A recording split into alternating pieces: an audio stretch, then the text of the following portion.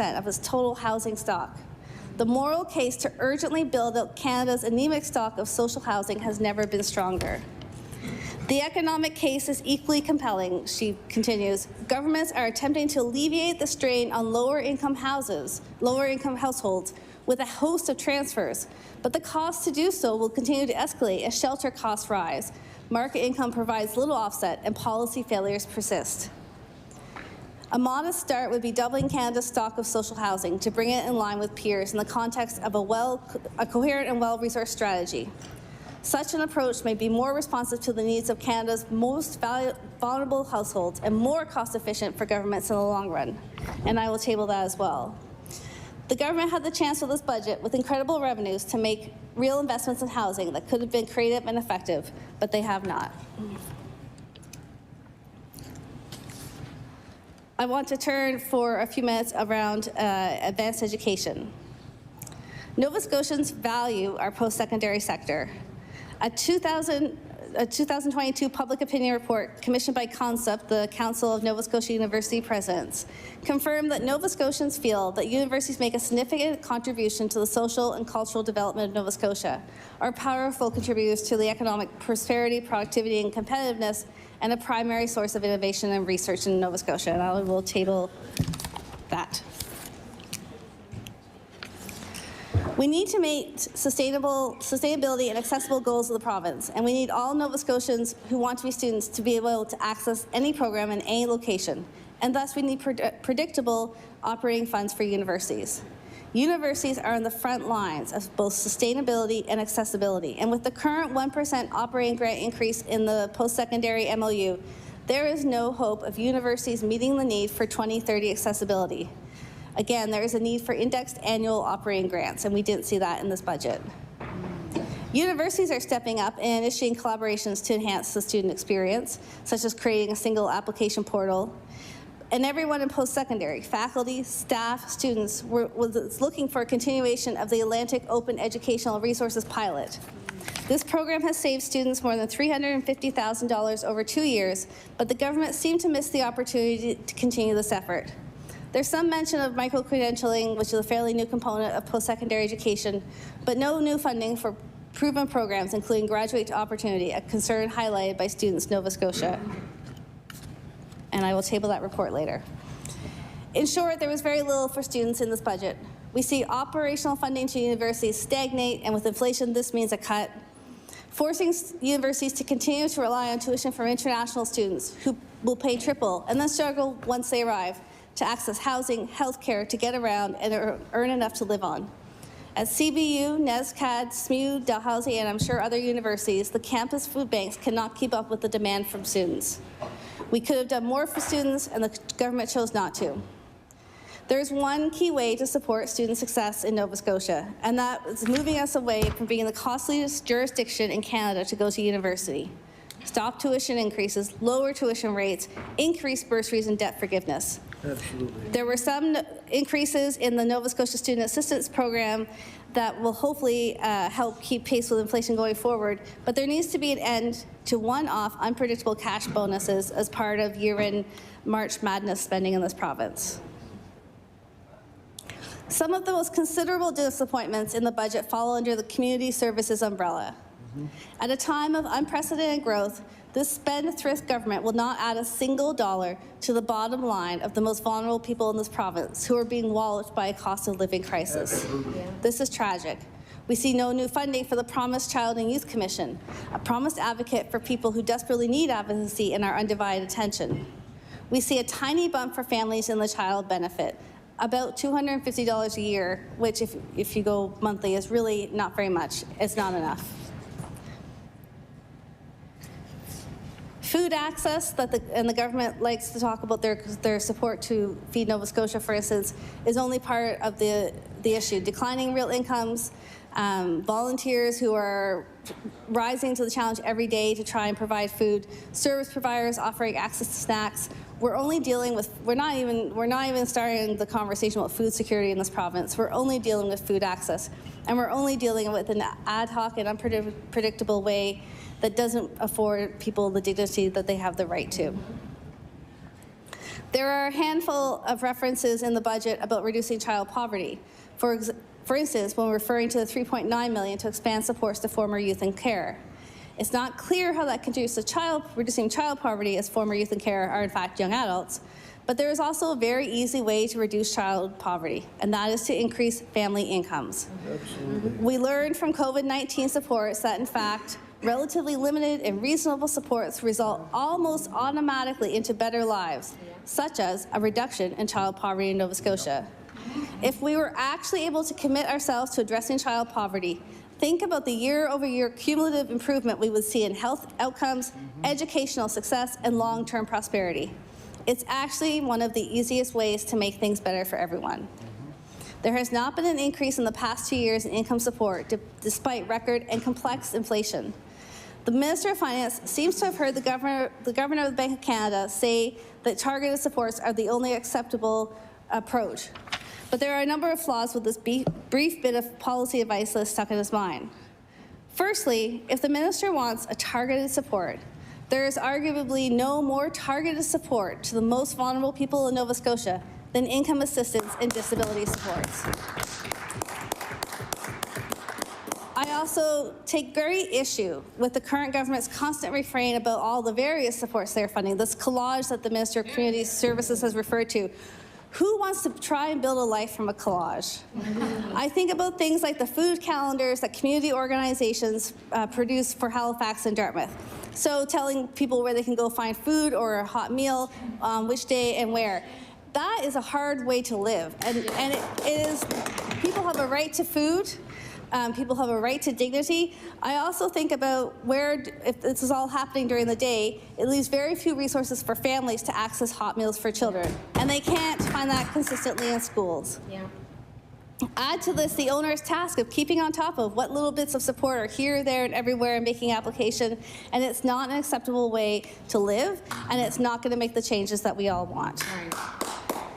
An explicit commitment to realizing children's rights could provide a comprehensive framework, from a right to a family, to shelter, to education, and could guide our assessment about how we are supporting our young people. A Child and Youth Commission or similar independence advocate's office would be an important part of this approach, would allow for research, advocacy, and youth voice in our policy-making decisions. The creation of the commission was a key promise of this government, announced with much fanfare. There has been public consultation, expectations are high, and yet it's not in this budget. Also for children and youth, there was $13.4 million to support youth with complex needs. And I have to say, Mr. Speaker, I was pretty excited to see that bullet point and was excited to ask the department for clarification about what that was. I was indeed hoping that it was the system that we know we need to support complex young people in our province. But it's not actually the revolution. Instead, it's actually just shoring up our places of safety system that are, in fact, a result of inadequate support to families, communities, and children and youth themselves. Investments in the foster care system need to be matched by investments in families. Hear, hear. Feed Nova Scotia is on the front lines of trying to respond to the desperate need for food access in this province. In surveys with partner food bank users, the top 3 challenges in accessing food were lack of income, high cost of housing, and disability. Of 46% of respondents receiving income assistance, 91% said it was inadequate. The majority of respondents were women, and the largest percentage were in the 26 to 40-year-old age range. In the Feed Nova Scotia public survey that reached 1,088 Nova Scotians, 82% believed income assistance should be increased and 86% it should be adjusted for inflation. So I look at these numbers, I look at the fact that the largest percentage of respondents are in the age group of 26 to 40, and yet we talk about supporting young people. It seems like a complete direct contradiction to the MOST program in terms of what's happening and what's working and not. I just want to spend a couple of minutes on arts and culture. So, of course, where would Nova Scotia be without our arts and culture sector? Creativity that reflects the ocean, land, and people and captures it for generations to come. And it's important now as we grow our new collective and community identity. It's a sector built on flexibility, adaptation, and hard work. And there are at least 14,000 cultural workers as of 2020, and the number has probably grown post-COVID. We know the arts were amongst the sectors hardest hit by the effects of COVID-19 and still need support to regain the ground lost from the pandemic. The operational support for cultural programs has not had a meaningful budget increase since 2006. And of course, organizations were struggling to respond to the cost of inflation, and they can't make it up in ticket revenue and still get crowds in to see the important works they make. We are so glad to see an increase this year in operational funding for arts organizations. This is a victory long fought for by artists and advocates and is desperately needed.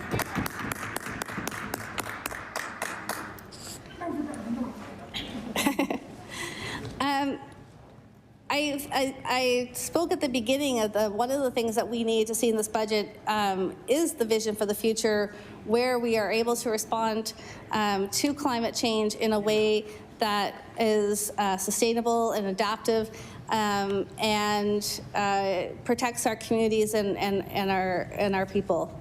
It's clear that this budget is missing a climate lens throughout that acknowledges how a fair transition will benefit communities, the economy, and healthcare. The Ecology Action Center talks about the clear link between healthcare and the environment, and that we're really missing the chances we had to make a difference with this budget. We saw Fiona drive home what climate change means to us. We also saw what it was like to pick up the pieces following that disaster. We also saw that brief deep freeze in the month of February that also has affected a lot of producers. We know what the effects of climate change can be, and yet there's no new efficiency funding.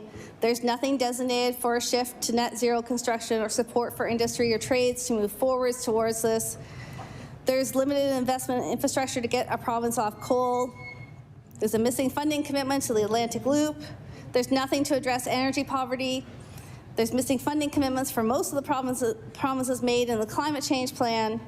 Of the $41.4 million in direct funding for the climate plan, the vast majority, $34 million, was already earmarked for environmental initiatives through the Green Fund. We're not moving fast enough. This budget comes on the heels of the release of the IPCC report this month, which found that globally we have 10 fewer years to meet these targets than expected. We are running out of time, and this government's funding priorities don't meet this sense of urgency. If we're not making these investments now, a year when the government is seeing unprecedented revenues and when we saw unprecedented effects of climate change, then when will we make them?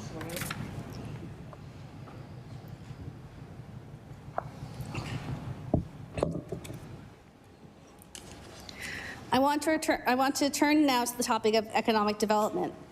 In the face of massive economic upheaval during the pandemic, many provinces mapped out economic recovery plans. We still haven't got an economic or rural development plan. When Nova Scotians ask for something similar, they are told that this government's direction can be found in the election platform, rather than providing a blueprint with clear actions. I was going to say it's still not too late to map out a plan, but I'm not sure. It might be too late. But to map out a plan that includes what sectors we should grow, how programs contribute to targeted sectors, and how we're going to get there together.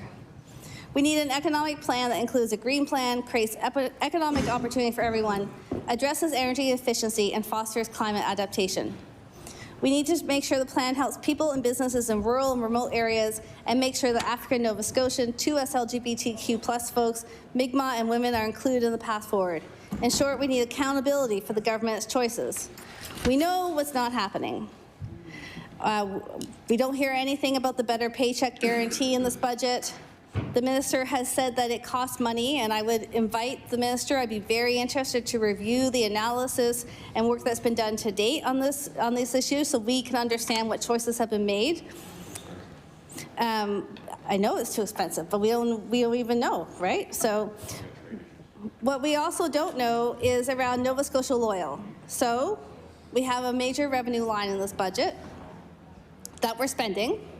And we have $1.5 million in investment. And I would also invite the Minister for Economic Development to talk about how that $1.5 million will be used and how it will truly launch this program to see revenues in this fiscal year.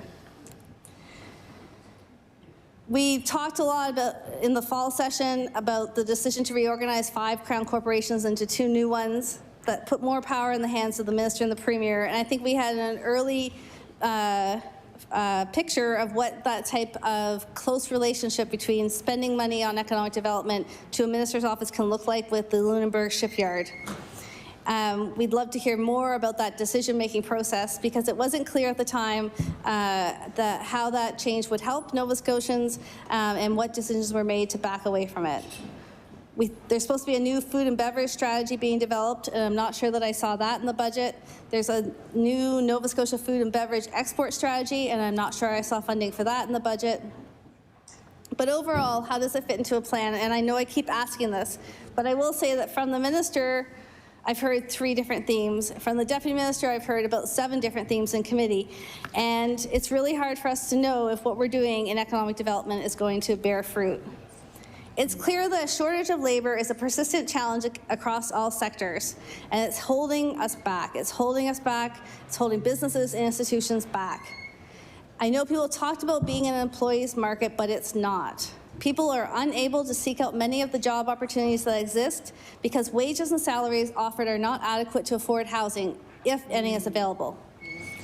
Over the government's own budget documents say over the medium term, the economic outlook assume that productivity growth will be driven by rising population and labor supply. Except we're not seeing this. I think we have some complex blockages in our labor market that none of us have a plan to address yet, and we need to start looking at that. As well, the budget documents talk about Nova Scotians' employment participation rate falling from 62.3% in 2021 to 61.7% in 2022, with lower participation across the broad cohort of 30 to 55-year-olds. And again, I think earlier in the House we had a conversation about, for instance, what is the rationale behind the MOST program targeting up to 30s? What's the evidence? How have these programs worked in other jurisdictions? What's our goal with this? If we have a labor problem and we have less people working in the age cohort above the MOST program, are we misfiring this major program that the government is resting on? We'll soon start to see the results of the first year of the MOST initiative, and we need to start tracking. We need to understand who's accessed the program by gender, age, education, race, and in what sectors. We need to start tracking for retention past the age of eligibility. So once folks turn 30, are they still in Nova Scotia? The government stands tall in this program, but now is the time to demonstrate how it's working. And it's really important to also consider the role of, I know there are some small investments in apprenticeship and in retooling of people's work skills, but we really need to see this come together in a coherent strategy. Likewise for immigration, we have a goal, we don't have a plan. If this is the answer to the labor shortage, we need to understand how that is being understood and mapped across, how our immigration targets match our labor needs and contribute to our economic development. If we're not talking about that, then we really don't know what we're doing. I'm also concerned about immigration support for immigrant settlement and retention. So one of my family members, for instance, stepped forward and hosted a Ukrainian family. And of course that family was appalled to figure out that they couldn't find housing in a small Nova Scotian town that they could afford. And there were no other supports provided, whereas my family members folks in Newfoundland had access to a social worker from the moment they arrived. They had set programs that were supporting them. Immigration settlement and retention is not a magic process where people arrive and immediately feel connected and integrated in community. We need to be providing adequate services and shelter.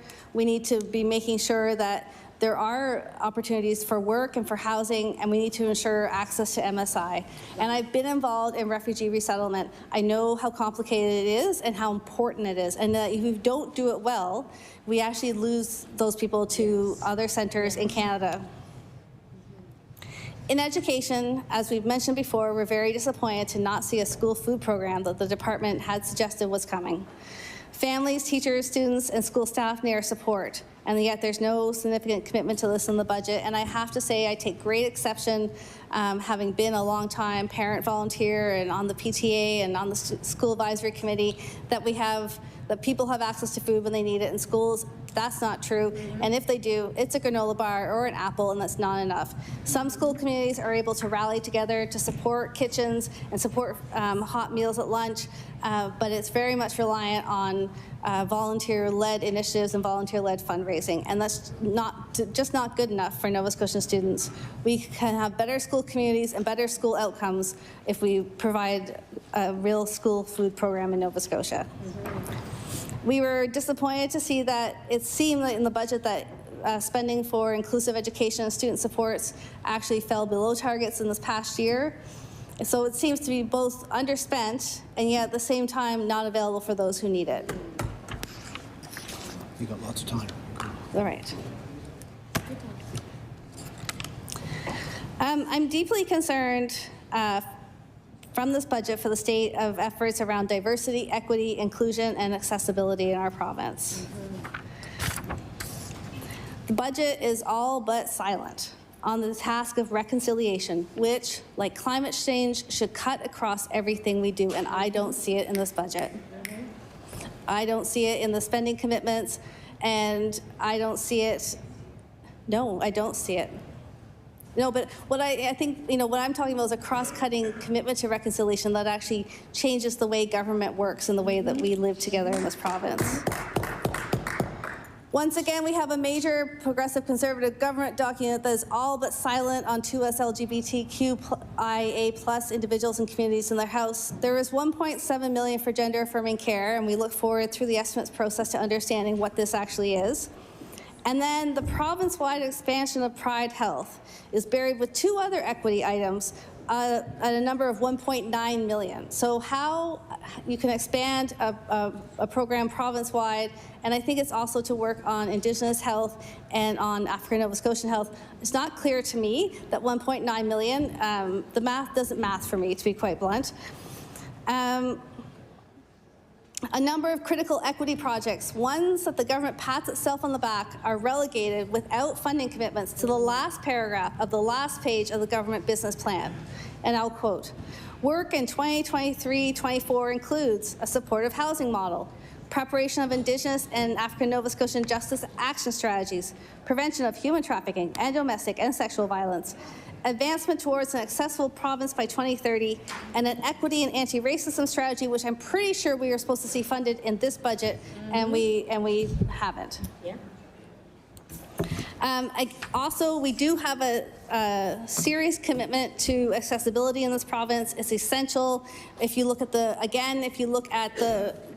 labor market and workforce participation rates, it is clear that the single best intervention, the single best support you can provide for someone who identifies as living with a disability is actually employment, and that their income from employment is usually 3 times that they would receive from government sources.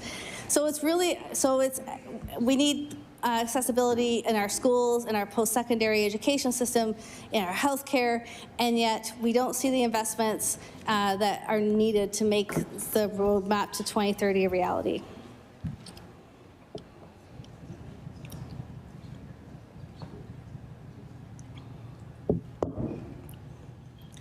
And I do want to talk a bit about the issues around governance, accountability, and transparency. We talked a lot in the fall session about our concerns, about the elimination of independent organizations that were governed by diverse and expert boards into basically decisions that were being made in ministers' offices. I think it's important to sort of maybe map a little bit about how we got to where we are now and why we're concerned when we see things, in our perception, sliding backwards in the way that we manage public administration in this province. So once upon a time, the current approach to public administration, where there was a minister and departments and a separation between the executive and the bureaucracy, was built through equity-seeking movements, through the growth of human rights, and there was also a real concern that the amount of taxes that were being collected for services were not being used efficiently, and of course there were a few government spending scandals thrown in. And that's where new public management comes from an emphasis on accountability and transparency and effectiveness. Adhering to a common and shared set of values about what constitutes accountability and transparency is not simply a matter for us here in the House. It provides a common framework that can be at the heart of the relationship between government and the public. We need to concern ourselves with this relationship in the face of rising misinformation, decreasing levels of trust in government. We all need to be combating this by being the best public servants that we can be. In December 2022, the Auditor General released their most recent financial report for the province. This is an important step in the process of accountability and transparency in our provincial processes. In the report, they recall that the Finance Act provides for the appropriations process through the legislature, where the majority of financial resources needed, I stress majority, by government departments and organizations is presented, discussed, and approved by this legislature. Of course, there are times when government needs to act in urgency or respond to emergent issues. However, this government seems to be taking this managerial flexibility to extremes. In fiscal year 2022-23, $1.6 billion has been spent without legislative oversight. Of course, there was Hurricane Fiona. Of course, there was the deep freeze in February, and the other unseen issues. But $1.6 billion seems to reflect a really inadequate approach to planning for government actions. Perhaps there's perceived expediency by bringing forward and announcing appropriations throughout the whole year that don't have to come before this legislature. Is it a lack of respect for the democratic process? I think it's really important that we have these conversations. The truth is, as well, that lots and lots of the $1.6 billion was actually sent outside government, not for expenses in fiscal year 2022-23. So in fact, for future expenses. That means that external institutions will be holding significant amounts of public funds over the coming years. And I think this raises significant control issues. There are in fact examples from all provincial governments and the federal government where governments can still function and respond to emergencies, opportunities, and unforeseen circumstances quickly and efficiently, and then still come back to their respective legislatures to ensure continued oversight. This government has refused to even consider bringing Nova Scotia in line with the rest of Canada, and more importantly, refuses to bring routine spending matters, not emergency spending matters, before the elected officials of Nova Scotia. More practically looking forward, there are still enormous risks in our economic and fiscal outlook. Since 2021, this government has actually benefited from the volatility in the world economy in terms of increased tax revenue. The best case scenario, and I think it's really important that we all absorb this, the best case scenario predicted by this government in real GDP growth, the GDP growth that's the most reliant to understand how we're doing, is 0.6% in 2023 and 1.1% in 2024. This is razor close to not having economic growth. Our soft landing post-COVID could easily be jiggled off course by numerous ongoing risks, and we can't be continuing to spend in the manner that this government has been doing. We have reviewed the proposed budget for 2023-2024, and we look forward to the ongoing and in-depth review of the budget proposals in the estimates process. We will also be listening to stakeholders and will strive to represent their ideas and views here in this House, the People's House. The government talked in this budget being about empowerment. Empowerment means people having power and control over their own lives. People getting the support that they need that is right for them. It means that people are all equal citizens. They are respected and confident in their communities. You can't empower someone else or make someone empowered. It is a critical time for Nova Scotia, and we need to make certain that this budget meets the needs of Nova Scotians. The current government was elected on a lot of promises: the Better Paycheck Guarantee, Nova Scotia Loyal, to fix healthcare, and this is at a critical point. Too many Nova Scotians have nowhere to go and no one to see when they need primary health care, which in turn leads to greater health issues, including mental health needs. Nova Scotians want health care they can count on. Nova Scotians want everyone to have a fair shot at safe, affordable, and accessible housing. Nova Scotians want help with everyday costs and an economy that is clean and strong. This is the budget we needed. This isn't the budget we got, but it will be the budget New Democrats fight for. Thank you.